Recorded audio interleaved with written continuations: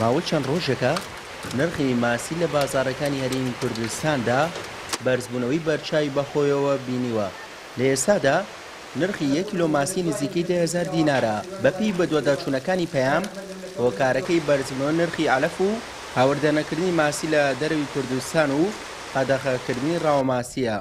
هاتوونەتە قەزای پێنجوێن پرۆژەیەکی حەوزی بەخێوکردنی ماسی لێیە و خاوەن پرۆژەکە دەڵێت لە ناچاریدا نرخی ماسی بەرزەکەینەوە و ئێمە بارپرسنی لە بەرزبوونەوەی نرخ. بە نیگەرانیەوە دەژڵێت حکوومەت هاوکاری پرۆژەکانی حەوزی ماسی ناکات گەر بەم جۆری ئێستا بڕوات نرخی ماسی زیاتر بەرز دەبێتەوە. کاکە سوێب گرانبوونی ماسی ڕەبتی بە عەلەف هەیە، ڕەبتی بەم کەشوهۆی ئەم وڵاتەوە هەیە، بە ڕۆژانەشت ڕوو لە زیادبوونە ڕوو لەوە نیە کەم بێتەوە. تەنی عەلەف پارە ئەم کاتانە بە 12 گەڵا و 11 گەڵا بوو. ئەم ساڵەکە تەنی عەلەف تا ئەم دقەی ئەمڕۆ تەلەفۆنمان کرد ئەڵێ هەتا وەگاتە سەر مەرزی باشماق 20 وەرەقاکەوێ. بە حکمی ئەوە ماسی ئەمە تا ئیسا 8,000 بوو 7,000 بوو کردمان بە 8,000 بە 8,900 ئەمڕۆ کردمان بە 9,000. لەوە چێ باهێندومان چێ 10,000 بەرەو سەرتریش بڕوا بەرەو خوارتر نایێت. لەبەرەوەی گرانبوونی عەلەف و هۆکارەکەی هەم ماسی کار بەم سەرمون پار کارب بە 4,000 ڕوبعێک بوو.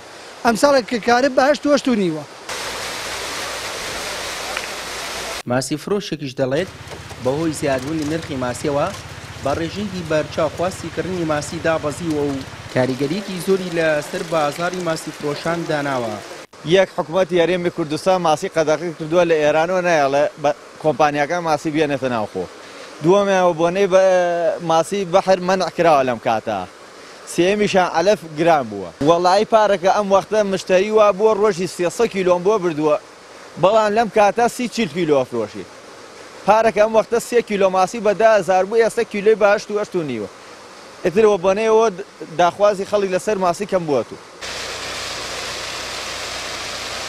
لەگەڵ بەرزبوونەوەی نرخی ماسی بۆ 2.5 نرخی پێشووی لایەنە پەیوەندیدارەکان لە حکوومەتی هەرێم هیچ ڕۆڵێک ناگێڕن بۆ هاوسەنگکردنەوەی نرخەکەی. هاوشەوی زۆر شتی دیکە نرخی ماسیش نە چاودێری لەسەر و نە چارەسەری بۆ دۆزراوەتەوە. سوی محەممەد، کەناڵی ئاسمانی پەیام، قەزای پێنجوێن.